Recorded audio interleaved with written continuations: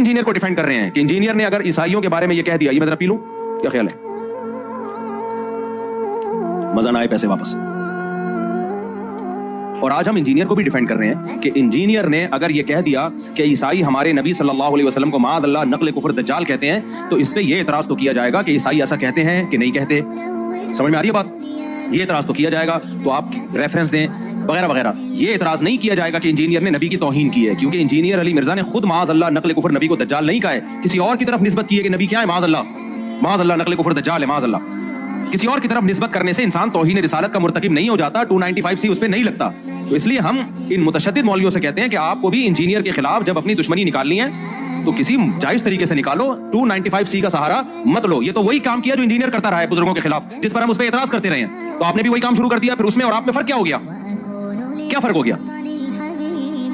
تو یہ بالکل نہیں بنتا اس موقع پہ 295C. اور جو مولوی اس پہ خوش ہو رہے ہیں نا کہ نہیں 295C میں ہم اس کو لٹکوائیں گے، بھائی پھر آپ بھی جب کسی کا کلمہ کفر نقل کریں گے نا، جن لوگوں نے جا کے FIR کٹائی، انہوں نے کیا کہا کہ انجینئر نے نبی کے بارے میں یہ الفاظ کہے ہیں، تو انہوں نے بھی تو نقل کیے نا، تو پھر ان پہ بھی 295C لگاؤ کہ یہ انجینئر کے بارے میں کہہ رہے ہیں انہوں نے ایسا کیا. پھر میں اگر یہ بات نقل کر رہا ہوں تو مجھ پہ بھی لگاؤ. پھر تو میرے بھائی، تو میں کہہ رہا ہوں کہ یہ 295C کا قانون، یہ قانون بالکل درست ہے، ہم اس قانون کے خلاف نہیں ہے، لیکن اس کو مولویوں نے، جو متشدد مولوی ہیں، انہوں نے کھلواڑ بنایا ہوا ہے، تماشا بنایا ہوا ہے.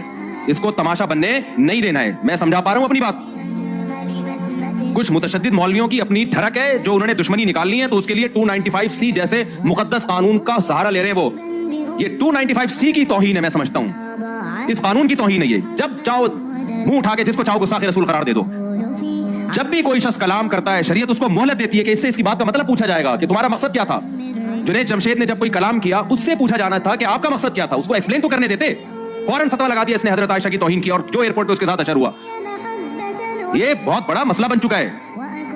تو اس لیے یہ ذاتی دشمنیوں کا یہ جو ہے نا قانون، یہ کچھ مولویوں نے ذاتی دشمنیوں کا ذریعہ بنایا ہے. ہم ناموس رسالت سے بڑھ کر کسی چیز کو ویلیو نہیں دیتے. مسلمان جو بھی ہو عاشق رسول ہے، جو نبی سے محبت نہیں کرتا وہ مرتد ہے.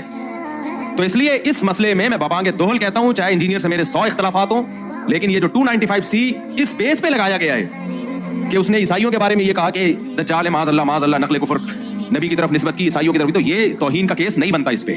سمجھ میں آ رہی ہے بات کہ نہیں آ رہی ہے؟ ہم تو آج